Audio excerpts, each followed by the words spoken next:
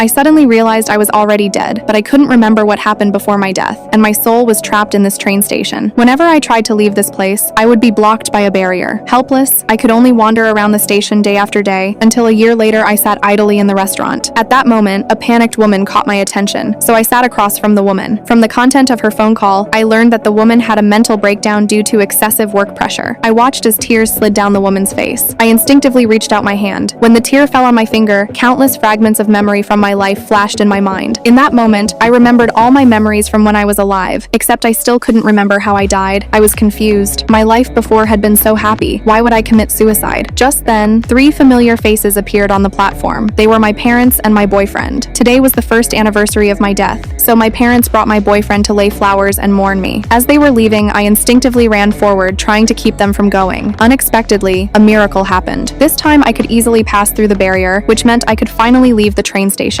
I suspected the disappearance of the barrier must be related to my parents and boyfriend. After watching my parents and boyfriend say goodbye and part ways, I chose to follow my boyfriend home. Soon, I followed him to the apartment I had bought when alive. Just as we entered the community yard, I noticed the downstairs neighbor staring strangely at my boyfriend. I didn't think much of it. I followed my boyfriend into the room. The newspaper reported my death by jumping in front of a train. The police determined my death was suicide because I had suffered from a long-term mental illness. This confused me greatly, because I had never suffered from any mental illness. However, I wasn't the only one with doubts about this case. At that moment, Jack from the transportation department was investigating my case. Although the police ultimately ruled my death a suicide, according to the records, Jack discovered I hadn't left a suicide note before my death. Moreover, I had climbed over a fence to enter the station that night. Obviously, this didn't seem like something a suicidal person would do. Jack stared at the station map, carefully observing. Finally, he found a breakthrough point in this case.